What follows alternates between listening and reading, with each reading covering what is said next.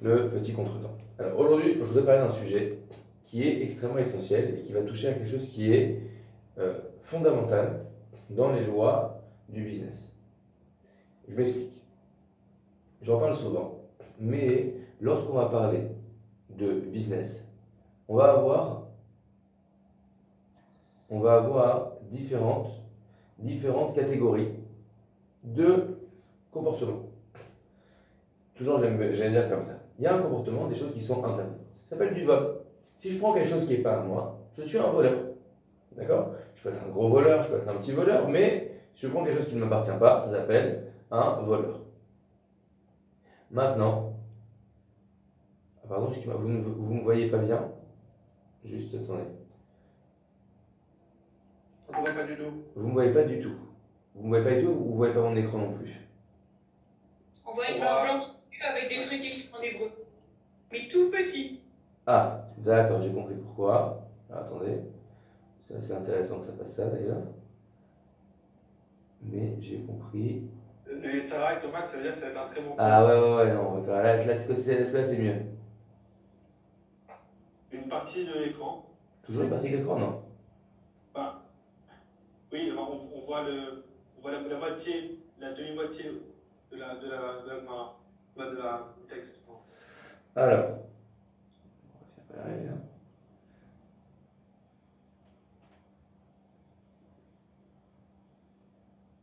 Ok, là vous devez voir tout mon écran. C'est pas très intéressant, mais vous voyez tout mon écran, non? Non? Oui, oui. Et là vous voyez tout l'écran? Oui. Et vous voyez le texte? Ouais. Ouais, super. Voilà, donc comme quoi, on arrive toujours à avoir. C'est rare. Alors, ce que je disais. Donc, il y a plusieurs catégories de comportements. Si je prends quelque chose qui ne m'appartient pas, d'après la loi, ce n'est pas à moi, je te prends, je sais pas, ton ordinateur, j'ai volé un ordinateur, j'ai transgressé la loi.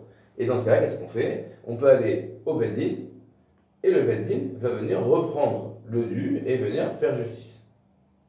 Il y a d'un autre côté des choses où peut-être l'autre ne va pas être content, mais j'ai absolument aucun problème. D'accord? Si par exemple, on fait un business, et finalement, ça se passe mal pour une des parties, alors peut-être que la partie qui va avoir perdu de l'argent sur le business ne va pas être contente, mais ça ne veut pas dire que juste parce que quelqu'un perd de l'argent, forcément il y a quelqu'un qui est fautif. Dans la vie, on fait des investissements, on essaie des choses, l'autre n'est pas content, bah c'est tant pis pour lui. Et dans ce cas-là, si on va voir le Beddin, il dit écoutez monsieur, qu'est-ce que vous voulez de nous? Il n'y a absolument rien d'interdit qui a été fait ici, c'est pas la faute de votre partenaire ou de ce monsieur-là si vous avez perdu de l'argent. Ça, ce sont les deux extrêmes. Donc, il y a des choses qui sont interdites, des choses qui sont complètement permises. Au milieu, il y a toute une catégorie de choses grises. Et dans ces choses grises, je voudrais mettre deux sous-catégories. Il y a des choses que c'est permis, mais Baba Salé ne l'aurait pas fait. Baba Salé ne l'aurait pas fait.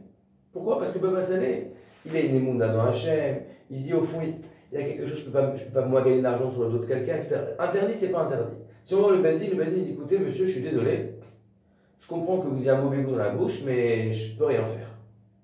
Et il y a encore une autre sous-catégorie, qui sont des choses où c'est pas juste que Baba Salé ne l'aurait pas fait.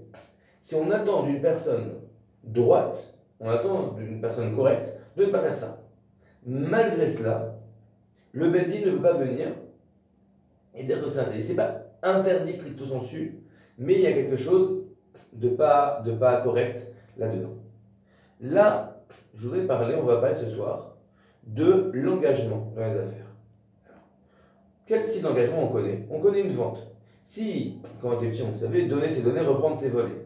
D'accord? Donc vendre c'est vendre, dévendre c'est voler. Si je suis venu et j'ai scellé une transaction, donc j'avais mon ordinateur qui était à moi, je l'ai vendu à quelqu'un d'autre.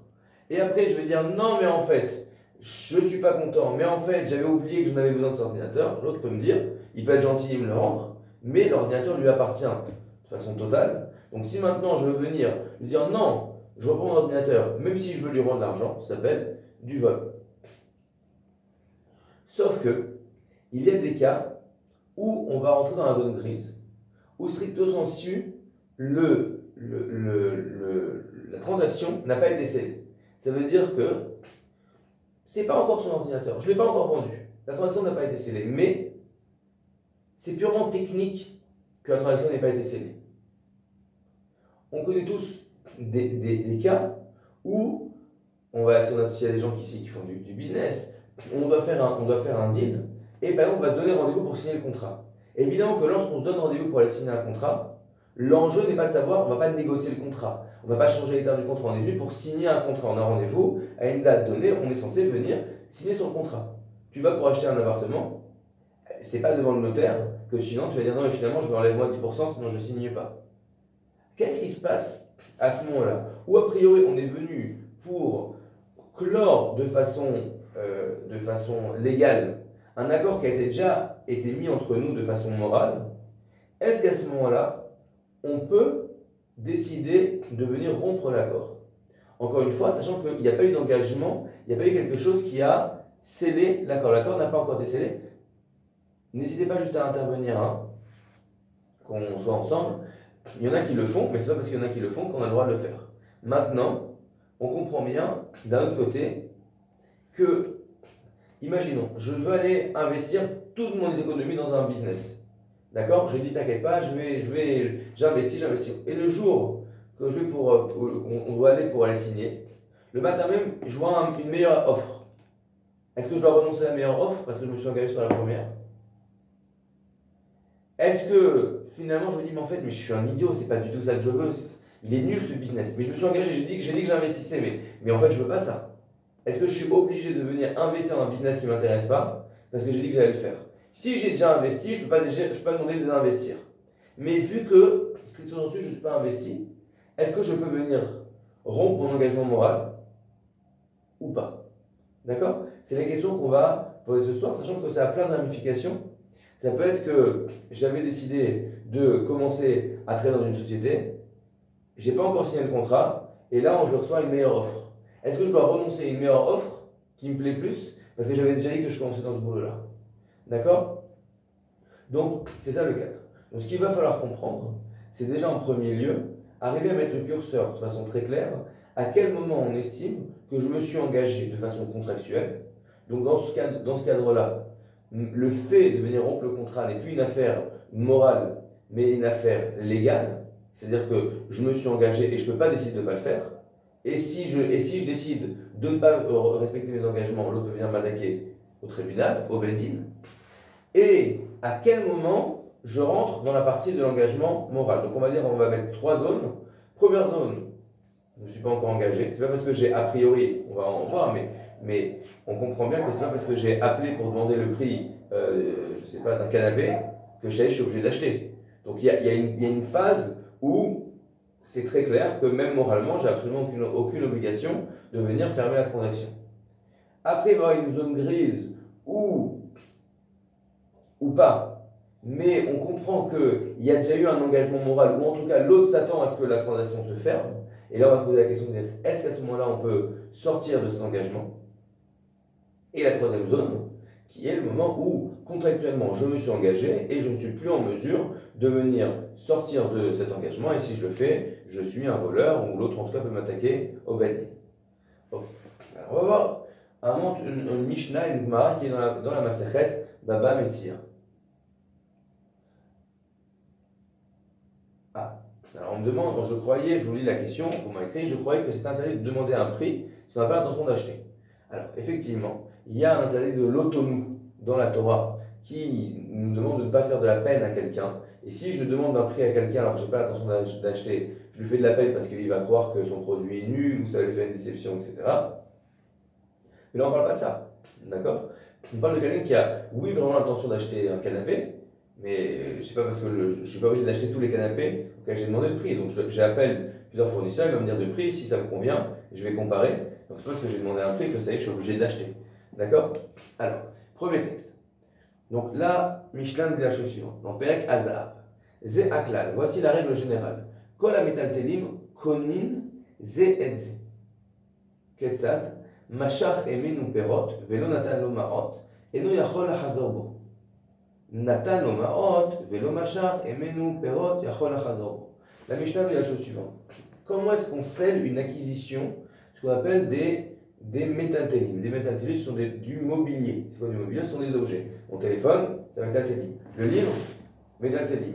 l'ordinateur métaltélim. D'accord? Même la table, même si c'est un peu lourd, métaltélim. Qu'est-ce qui n'est pas métaltélim? C'est ce qui est de l'immobilier. D'accord? Donc là, on va parler, pour l'instant, on va parler d'autre chose, mais la Mishnah nous parle de comment est-ce qu'on acquiert un objet. D'accord? Alors tu dis, mais c'est quoi cette question? Je l'achète, je l'achète. Mais à quel moment de la transaction, on estime que ça y est, il y a eu un engagement fixe, ça y est, cet objet est à moi, et maintenant je dois le payer, ou peut-être en le payant, je vais l'acquérir. À quel moment l'objet m'appartient? Et qu'est-ce que ça change? Si à ce moment-là, il y a une météorite qui tombe du ciel et qui va casser le téléphone portable, qu'est-ce qui se passe? Qui a perdu l'argent? Parce que si c'est déjà mon téléphone portable, c'est tant pis pour moi, j'ai perdu, on a cassé mon téléphone.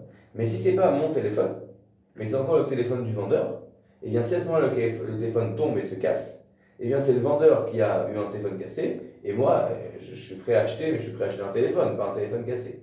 Donc la question de la Mishnah, c'est à partir de quel moment on estime que la transaction a été faite et qu'il y a eu un transfert de propriété sur l'objet. Nous dit la Mishnah, pour tout ce qui sont des choses mobilières, des métaltélim, ils peuvent s'acquérir l'un l'autre. Qu'est-ce que ça veut dire? Lorsque par exemple on va faire du troc, donc je te donne mon téléphone et en échange tu vas me donner ton ordinateur. À l'instant où un des deux parties va prendre l'objet qui est à l'autre et venir ou le soulever ou le tirer ou venir le prendre et l'amener chez lui, à ce moment-là la transaction est scellée. D'accord? Pas qu'il l'a fait juste pour voir au début pour voir si le téléphone était bien, mais à l'instant où il va prendre le téléphone pour le prendre pour l'acquérir, et bien en faisant ça il va acquérir le téléphone et il va automatiquement transférer la propriété de l'ordinateur par exemple à l'autre. Donc dans un cas de troc, c'est facile. À quel moment l'acte d'acquisition est scellé? L'acte d'acquisition est scellé au moment où physiquement je vais tirer un des deux objets vers moi et en faisant ça, ça va transférer la propriété de l'autre objet à l'autre. D'accord? Donc ça, nous dit la chaussure. Maintenant, si par contre, donc ça c'est à ce moment-là, qu'une fois que j'ai fait ça, je ne peux plus revenir en arrière et me dire non, finalement je me suis trompé. Pourquoi? En prenant le téléphone, je t'ai donné mon ordinateur. C'est comme ça qu'on a fait un troc. D'accord? De façon automatique. Maintenant, Machar et Menoperot, Velonatano Maot, et nous Yachol Achazor. Si maintenant je ne suis pas en train d'échanger du troc, mais comme j'en ai plus l'habitude, je vais acheter un téléphone avec de l'argent. Donc qu'est-ce qui se passe? Imaginons encore, le téléphone est chez le vendeur, donc il est là, posé, l'argent est dans ma main. À quel moment j'acquiers le téléphone? Alors la Mishnah dit la suivante: Machar et Menoperot, Ventanomaot. Si l'argent est encore dans ma main, je ne vais pas donner l'argent, mais j'ai pris déjà le téléphone pour l'acquérir. Et je ne peux pas revenir en arrière. C'est-à-dire que, bien que je ne lui ai pas encore donné l'argent, le simple fait d'avoir pris le téléphone m'a déjà donné la propriété de ce téléphone, et maintenant j'ai un téléphone et je dois le payer, évidemment, mais le téléphone m'appartient. Bien que je n'ai pas encore payé, le fait d'avoir pris le téléphone déjà scelle l'acquisition. Continue la Mishnah. Natalo ma'ot velo machar emeno perot. Qu'est-ce qui se passe dans le cas inverse? Dans ce cas-là, le téléphone est toujours chez le vendeur et moi je lui ai déjà donné l'argent, mais je n'ai pas encore pris le téléphone. Est-ce qu'à ce moment-là la transaction est payée? Écoutez bien. Yachol achazorbo. Il peut revenir en arrière. C'est-à-dire que la transaction n'est scellée, nous dit la Mishnah, qu'à l'instant où j'ai pris l'objet de la transaction. D'accord? Mais le fait de donner l'argent à l'autre n'a pas encore scellé la transaction. Sauf que, d'accord? Sauf que, donc la Mishnah dit de façon très claire, et je peux décider à ce moment-là d'annuler la transaction. Donc imaginez, j'étais chez le vendeur, il me pose un téléphone, il m'a dit ça coûte tant, il fait telle chose, je l'ai regardé, le téléphone il me plaît, je dis ok très bien, je l'achète. Il arrive, je suis à la caisse, il arrive, il me dit très bien, voilà ça coûte tant, je le paye, il a pris l'argent, et à ce moment-là, je dis mais en fait j'ai pas besoin de téléphone, ou en fait mais je veux pas, j'en sais rien. À ce moment-là, je suis désolé, excusez-moi monsieur, je suis désolé, en fait, je veux pas le téléphone, rendez-moi mon argent. Et là, au-delà du fait de savoir s'il est gentil ou pas gentil, même s'il n'est pas gentil, eh bien, il est obligé de me rendre mon argent parce que la transaction n'aura pas été scellée. Sauf que, vous savez bien comment on finit la Mishnah. Aval, mais, il y a un petit astérix, Amrou, ils nous ont dit les sages, Mishepara Meanche Dor Amaboul. Celui, c'est la paracha de la semaine dernière, celui qui s'est vengé des gens de la génération du déluge, donc qui a tué tout le monde, ou Midor Aflaga, et qui s'est vengé de la génération de Babel, Hu atid leipara mimi she'eno omed bediburo. Lui, il se vengera de celui qui ne respecte pas sa parole. Incroyable. Regardez ce qu'il dit là-dessus. C'est avant Ovanemurtenura. Aval amru mishepara vechule. Afalpi shachol achazorbo orarin oto bebet din. Bien que, d'un point de vue technique, légal, il peut encore décider de ne pas mener à bien la transaction. Alors, je ne vois pas de personnes là qui sont en attente, donc il faut demander de revenir. Ah si, pardon. Voilà. Bien que d'un point de vue technique, la personne peut décider encore de revenir en arrière et de ne pas mener à bien la transaction, une personne qui fera ça, on l'amène au Beth Din et nous dit on va le maudire. Et on va le maudire, toi tu fais le malin, toi tu ne respectes pas tes engagements moraux, parce que ce n'est pas encore un engagement légal, parce que tant que tu n'as pas pris l'objet, il n'y a pas eu d'acquisition qui a été faite. C'est vrai, techniquement tu as respecté tes engagements, mais le fait que tu ne respectes pas tes engagements moraux, nous on te maudit et on se dit Akadosh Baruch Hu, il va te punir et on verra bien qui rira le dernier. D'accord? C'est assez violent. C'est assez violent d'accord? Alors, ça c'est la Mishnah. Maintenant la Gemara, elle va venir, elle va nous éclairer un petit peu sur ce sujet, mais en tout cas on a déjà compris de là qu'il y a un moment technique d'acquisition légale. Donc le moment d'acquisition légale, c'est bon, je vais prendre l'objet, si on parle d'un objet, parce qu'un terrain, je ne peux pas venir soulever le terrain et le ramener chez moi, mais un objet, quand je vais prendre et le tirer, à ce moment-là, j'acquiers l'objet et je sais la transaction et je m'engage à payer. J'ai une dette qui est ouverte chez le vendeur. Si j'ai donné l'argent, ça ne scelle pas la transaction, mais à l'instant où j'ai donné l'argent, je me suis engagé moralement à aller jusqu'au bout de la transaction, et si je ne le fais pas, eh bien les sages vont venir et vont faire quelque chose de terrible, ils vont maudire une personne qui ferait une telle chose en disant que celui qui s'est Hachem, qui a puni la génération du déluge, eh bien il punira les gens qui ne respectent pas leurs paroles. Alors, venez, on revient, là maintenant on va aller au milieu de la Gemara qui va expliquer. Donc elle reprend la Mishnah. Ketzad, Machar et Meno Perot, Pelonatan Lo Maot, et No Yachol Achazorbo. Donc s'il a donné, une fois qu'il a tiré l'objet, donc là c'est des fruits, bien qu'il n'ait pas encore donné l'argent, eh bien il s'est déjà engagé, il ne pourra pas décider qu'il annule la vente. Amar Rabbi Yochanan, nous dit Rabbi Yochanan, Davar Torah Ma'ot Konot. Rabbi Yochanan dit quelque chose de très intéressant. Il nous dit que d'après la Torah, le fait de payer suffit à sceller une transaction. C'est-à-dire que d'après la Torah, à l'instant où j'étais voir le vendeur et je lui ai donné l'argent, j'ai acquis l'objet, et évidemment, vu que j'ai acquis l'objet, je ne peux pas décider de maintenant annuler la transaction, vu que ça y est, c'est fini, il est à moi l'objet. Et l'autre non plus, d'ailleurs, ne peut pas annuler la transaction. D'après la Torah, le fait de donner l'argent, c'est la transaction, ça y est, c'est fini, il y a eu un transfert de propriété. Omipnema, Amrou Meshira Kona. Alors là-dessus, il nous dit, si c'est comme ça, si effectivement d'après la Torah, le fait de donner l'argent permet de sceller la transaction, comment ça se fait que dans la Mishnah, on dit que le fait de donner l'argent ne scelle pas la transaction? On dit, t'inquiète pas, c'est les sages qui sont venus et qui ont annulé le transfert de propriété.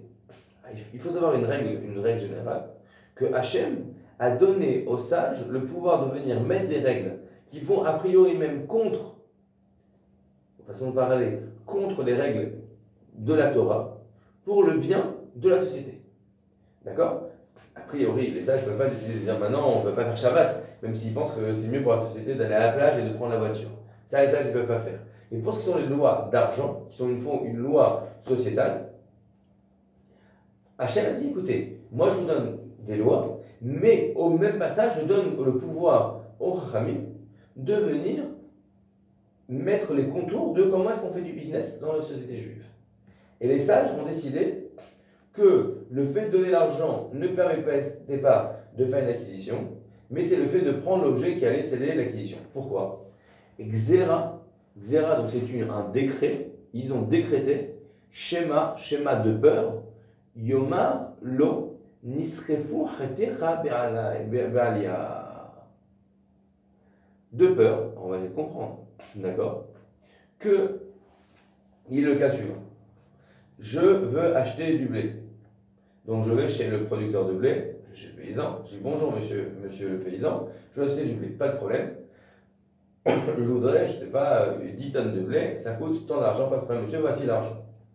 Maintenant, où est le blé? Il est encore dans la grange du paysan. Il dit, vous prenez votre blé tout de suite, il dit, écoutez, voilà, là je ne peux pas, c'est compliqué pour moi, je n'ai pas de place dans mon hangar.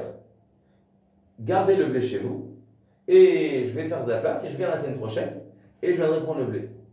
Et au milieu de la semaine, il y a malheureusement un feu qui va se déclarer dans la grange, et qui va brûler la paille, le foin, d'accord, de l'acheteur.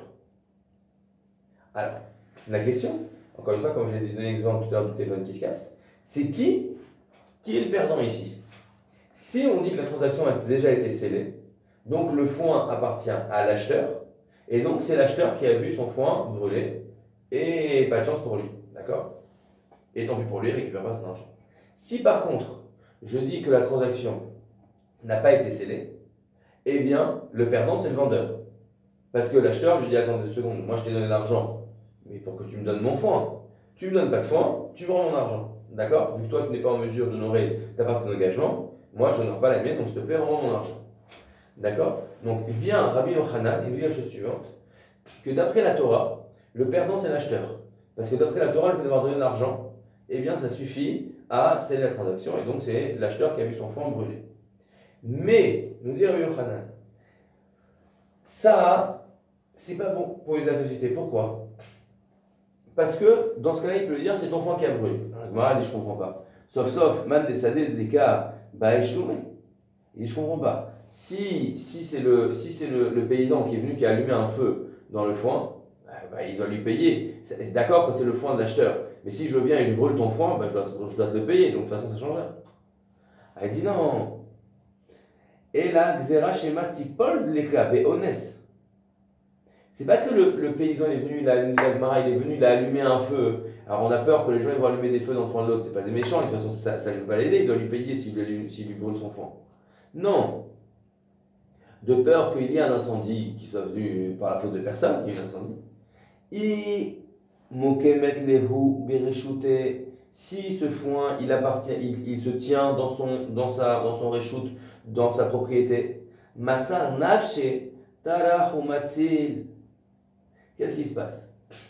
Si maintenant il y a un feu dans la grange, si le foin il appartient au paysan, et que le paysan dit oh non, mon foin est en train de brûler, il va aller prendre des seaux, mettre des couvertures, appeler les pompiers, se battre contre les flammes pour essayer de sauver son foin. Mais si le foin appartient à l'acheteur, donc l'acheteur, le pauvre, il n'est pas là. On est à ce moment-là, on est dans la grange du vendeur, du paysan. Et il a du foin dans sa grange qui ne lui appartient pas, ça brûle. C'est pas qu'il est méchant, mais il dit attends 2 secondes, je vais risquer, je vais prendre des risques, je peux peut-être me brûler, je peux peut-être avoir des trucs, etc.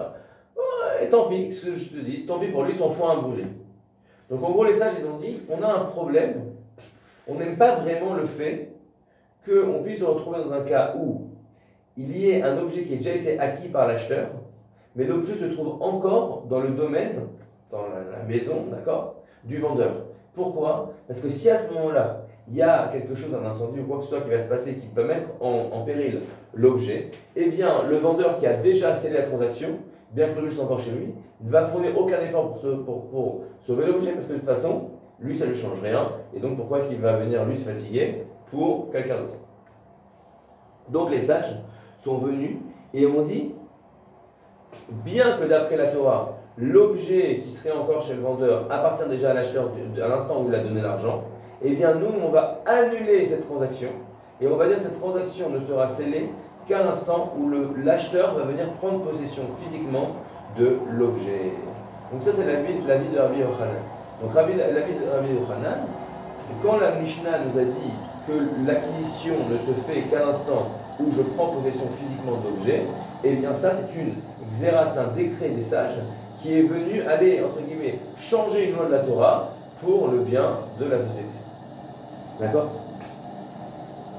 Resh Lakish Ama Meshira Meforeshet Min HaTorah. Resh Lakish n'est pas d'accord. Et Resh Lakish nous dit à Shuvah, non, c'est d'après la Torah qu'on ne peut acquérir un objet qu'à l'instant où j'en ai pris possession. D'accord? Donc on a deux avis, d'accord? Comme toujours, on va travailler avec ce Rabbi Yochanan et Resh Lakish. Rabbi Yochanan qui pense que, donc la Mishnah elle est claire, je reprends, la Mishnah elle est claire que concrètement, une transaction n'est scellée, une transaction pour l'acquisition d'un objet, n'est scellée qu'à l'instant où j'ai pris possession physiquement de l'objet. Sauf qu'on a une discussion entre Rabbi Yochanan et Resh Lakish. Est-ce que ça, c'est la Torah qui l'a dit, ou bien c'est la Torah avait dit que non, dès que je donne l'argent, on a scellé l'acquisition, et c'est les sages qui sont venus et qui ont changé les règles pour les biens du commerce. Ok, maintenant on va descendre et on va aller dans le sujet de qu'est-ce qui se passe, d'accord? Quand on n'est pas dans la Mishnah, de qu'est-ce qui se passe à l'instant où quelqu'un veut rompre la transaction avant que la transaction ait été scellée. C'est-à-dire on est très proche de sceller, mais ça n'a pas encore été scellé. Notamment, qu'est-ce qui se passe à l'instant? Donc on a dit que le fait de donner l'argent ne suffit pas à sceller la transaction. Qu'est-ce qui se passe une personne qui, une fois qu'elle a déjà donné l'argent, décide de revenir en arrière? Regardez ce qu'on dit. Rabbi Shimon Omer. Rabbi Shimon dit la chose suivante. Afalpi, bien que, chez Amrou Talit Kone Dinar Zahav, bien que les sages nous ont dit, je vous ai dit, que si je veux, avec une pièce d'or, acheter un talit, d'accord? À l'instant où l'acheteur va prendre possession du talit, automatiquement, la pièce, la propriété de la pièce a été transférée au vendeur, d'accord? C'est-à-dire que, peut-être que physiquement, il n'a pas encore pris dans la main, mais le fait qu'on prenne l'objet va sceller la transaction, et non pas le fait de prendre l'argent qui ne scelle pas la transaction. Bien que les sages nous ont dit ça, que VN dinar za'av konet talit, c'est-à-dire que, comme on l'a dit, c'est le fait de prendre possession de l'objet qui scelle la transaction et pas le fait de prendre possession de l'argent qui scelle la transaction. Mikol makom, malgré cela, kach halacha, comme ça c'est la loi stricte. Aval amrou, mais ils ont dit les sages, ils ont dit d'accord, ça c'est la loi, on peut rien faire. Tu vas au Beddin, on peut pas le forcer à aller jusqu'au bout de la transaction. Mais il m'avait promis, vous vous rendez compte, à cause de lui, j'ai engagé des frais à cause de lui. Je suis désolé, vous n'avez pas signé. Je suis désolé, la transaction n'a pas été scellée par l'acquisition technique du fait qu'il n'a pas pris l'objet. Ah, mais il m'a donné l'argent, c'était déjà un truc. Je suis désolé, la loi stricte est bien et qu'on n'a pas scellé une transaction par le fait de donner l'argent. Et tant qu'il n'a pas pris possession de l'objet, la transaction n'est pas scellée. Et donc, stricto sensu, il a le droit de l'annuler. Malgré cela, ils ont dit Miché Paramien Chedoramabou, celui qui s'est vengé des générations des gens du déluge, ou Menche Doram Flaga, des gens de Babel, ou Menche Sdom, ou Véamora, qui s'est vengé des gens de Sodome et Gomorre, ou Mitzraïm, mais qui s'est vengé aussi des gens en Égypte, Bayam dans la mer, ou Atil et Para, il va se venger, Mimi chez Eno, même Bédibourg, de celui qui dit quelque chose et qui ne va pas jusqu'au bout. Et là, la Gemara nous rajoute quelque chose. Vanose Benotem Bidvarim, Lokana. Et celui qui n'a pas donné d'argent, mais a dit ok, alors on va faire comme ça, on fait comme ça, ok, très bien, allez, c'est bon, d'accord, ça y est, donne. Ok, moi je travaille en finance, quand on fait un deal, on est sur le chat de Bloomberg, et quand on veut faire une transaction, il y a plein de mots, d'accord, donc les traders, vous les verrez, ils parlent comme ça même dans la vie, c'est un genre de bizarre, ils disent donne ou mine, d'accord, mine c'est-à-dire je prends, donne c'est fait, on a fermé. D'accord? Deal. Quand tu dis deal, tu t'es engagé. D'accord? Sauf que la Torah et les sages, ils ont dit que tu t'es pas engagé quand tu as dit deal. Tu as dit donne. Tu t'es pas engagé. Bah oui, bon, ok, mais ça veut dire quoi? Ça veut dire garde-moi le deal et ça y est, après on va signer les contrats et on va le faire le deal. Et dit non. Vanose venoten bidvarim, lokana. Celui qui a juste dit des choses, il n'a pas acquis. Donc, entre guillemets, il peut encore revenir en arrière. Vers Roserbo, mais celui qui a dit oui, on le fait, et qui finalement ne le fait pas, et bien cette personne-là, les sages ne valident pas son comportement. Regardez Rashi. Et les sages du peuple juif ne sont pas contents de lui. Bemarasav Shelze, En na'atan nocha lehem emenu al yado. Les sages, ils sont embêtés du comportement de cette personne-là. Il dit, toi, tu es quelqu'un, tu te comportes mal. D'accord? Donc, à plus forte raison qu'il veut dire, tu dois pas faire ça. C'est pas bien ce que tu as fait. Mais, ils peuvent juste dire, c'est pas bien ce que tu as fait. Ils peuvent pas venir le forcer à aller jusqu'au bout de la transaction. Parce qu'elle n'a pas fait. La maraba. À nous, en à nous et là, en roi chachamim nocha imenu. Alors, je comprends pas. Je comprends pas. Et il dit, je comprends pas. Tu m'avais dit, en haut, on avait dit que celui qui a fait une transaction et qui revient, il est maudit. En bas, il nous dit Rava que juste, les sages ne sont pas contents de lui. Il y a quand même une différence entre dire que les sages ne trouvent pas que c'est génial et il est maudit. D'accord? Donc si on revient, on est de 4 catégories, le vol, la catégorie tout est permis, et au milieu on avait 2 catégories, Baba Salé ne le fait pas, et celui qui ne le fait pas, ça, c'est pas un voleur, mais c'est un pourri. D'accord? Donc là, quand on dit on le maudit, c'est parce que c'est un pourri. Et quand on dit les sages ne sont pas contents de lui, c'est plus que c'est pas un Baba Salé. Les sages, ils ne trouvent pas que c'est quelqu'un de bien. Mais s'il n'est pas maudit. Donc c'est quoi la différence? La Gemara, elle vient nous explique. Dvarim veka behadaihu ma'ot ka'e be'aval.